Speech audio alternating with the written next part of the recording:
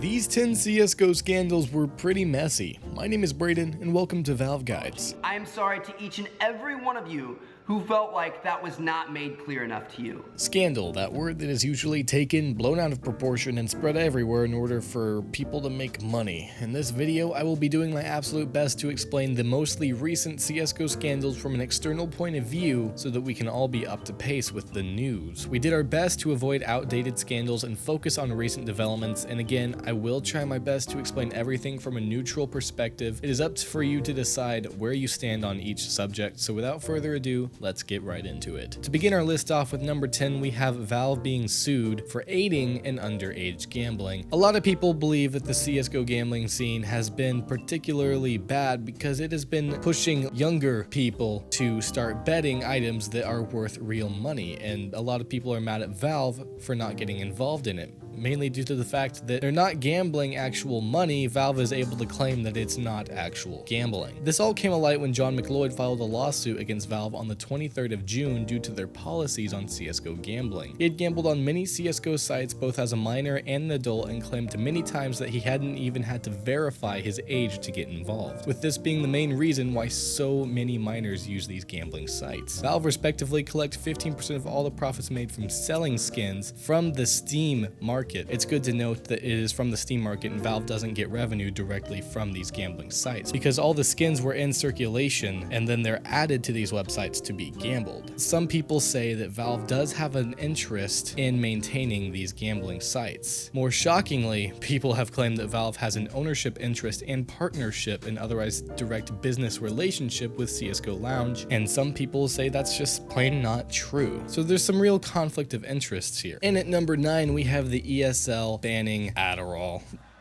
Hey. Okay, hold on. Have fun.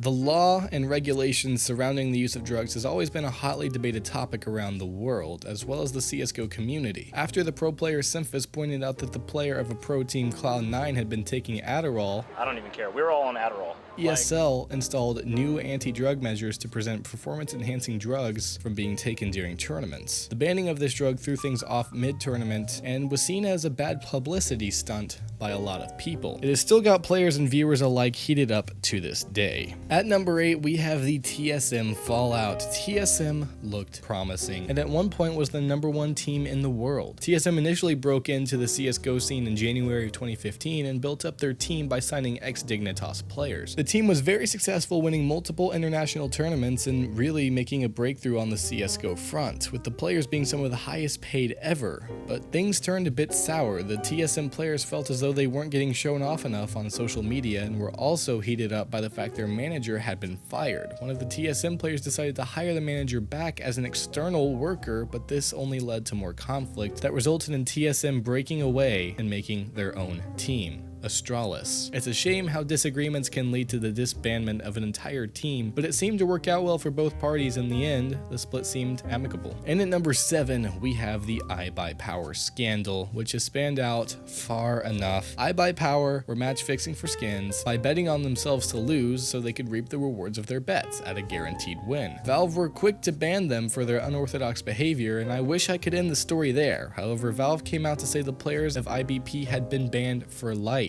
This really shook up the community as a whole. There were a lot of people who of course supported the ban, but many major figures in the CSGO community, such as the owner of Complexity, Jason Lake, put out public statements asking for the ban of at least Swag to be lifted. He had been a young player dragged into the mess, and there had been a plea from the community to shorten the IBUYPOWER ban, but Valve are yet to make any official statement on the matter. We'll just have to wait and see. Our number 6 CSGO scandal we have for you today is the creation and intentions of WISA, or WESA, whatever. There's so many different ways to say it. I'm just going to stick with WISA. But it presents itself as though in an ideal world it would be an organizer union that in some way worked with teams, that was partly a team union, and in some sense players had a say, but it's not a player union. So you can see from the very outset, even the concept and the premise is actually poorly defined. WISA was created by the key members of ESL, including the owner, in an attempt to police and standardize the CSGO community, which sounds great in theory, right? However, only 8 organizations were allowed into WISA, and these were all large organizations too. They had been paid large sums of money. What this did essentially was to create a controversial exclusivity, as well as no organizations were allowed to get involved. It also seemed like an attempt to monopolize the CSGO competitive market, mainly due to the fact that WISA only worked with ESL and was founded by the same people, and that concerned many members of the community. WISA officials said it's okay for their teams to be involved in leagues such as MLG as long as the leagues follow their regulations, meaning if WISA became unhappy with the way a certain league was being run, they could try to intervene and pull out their partner teams. That would mean ESL would be the only option for many big teams to play at, which would be a much larger issue within the competitive scene. It's fair to say, however, that WISA took a hit with Thorin and Sir Scoots.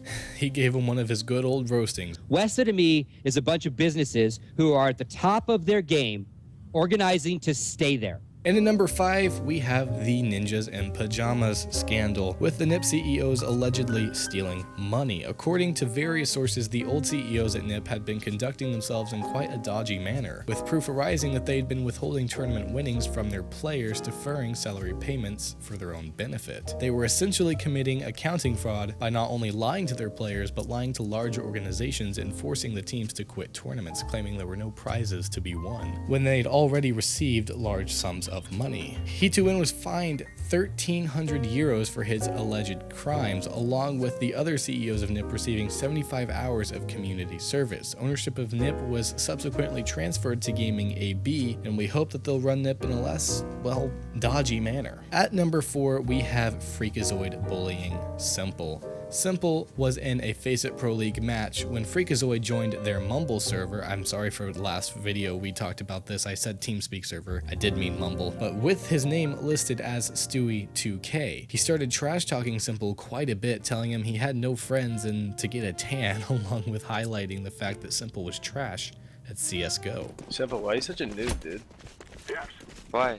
Some would defend Freakazoid by saying that Simple was bullying other people first and that Freakazoid was defending them. However, only a few days before, Freakazoid had told people not to bully and defaming those who acted like bullies in and outside the CSGO community. He made himself look like a hypocrite in some people's eyes and did pay the price with all the drama that came out of it. But overall, some would say what Freakazoid did was easily forgivable. And at number 3, we have the MOETV betting scandal. MOETV has spent a lot of time betting heavily on CSGO Diamonds, as he has been given free skins on the site as a part of a sponsorship deal. The site owners actually disclosed the winning bets before they happened to Mo in an effort to promote the website.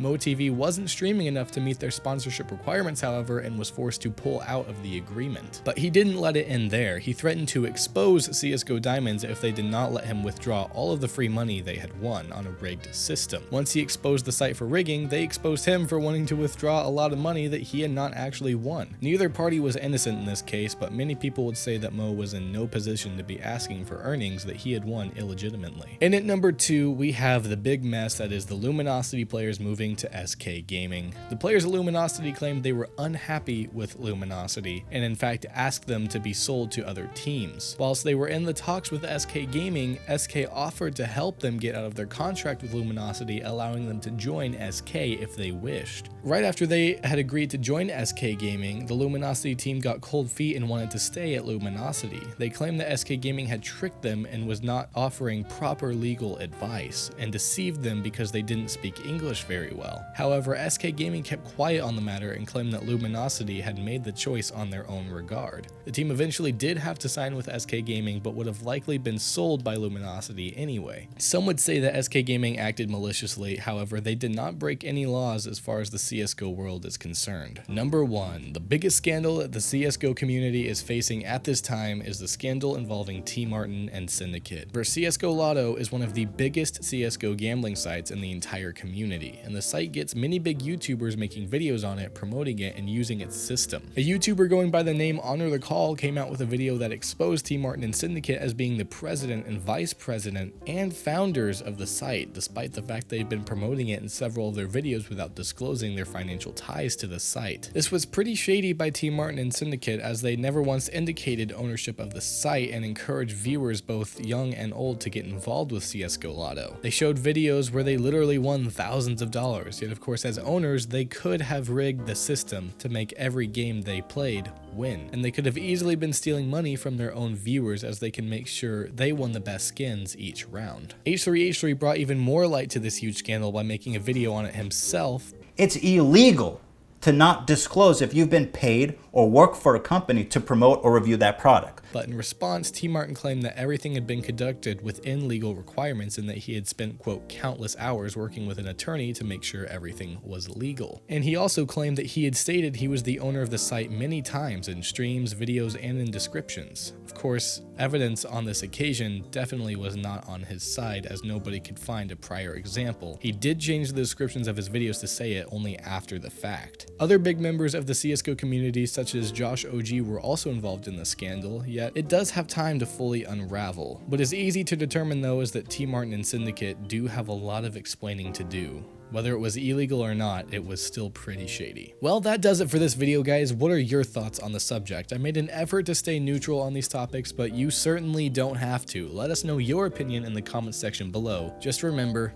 innocent until proven guilty in every single case. Also, if you guys are interested, my fellow friends and I who did work at Follower back in the day have started a new channel called Ultra Guides, and of course this one, where all the old members of Follower have come to make a new news and entertainment oriented channel within the vast gaming community. So make sure to go subscribe there. I mean, it's free, and it's got everybody that made Follower amazing back in the day. And one last thing, if you want to hang out and chill, maybe discuss these scandals or take part in a game night with me and the rest of the members of Ultra Guides, you can join our Discord server. Link will be in the annotation now, in the description, and our channel page. As well as, if you want to be a writer for us, we have a writer application that you can fill out, and you know, if you're good, we will bring you on as a writer, and that would be fantastic. You can fill out the application. Link, of course, will be in the description below. Jasper will be looking over those, and it will be fantastic. Again, thank you guys so much for watching. Stay amazing, and I will see you guys in the next video. But even when you pull back from that and you try to go into it again and first encounter the information, it's not that clear as to what it is. So again, we'll just go with the basic premise. It's an association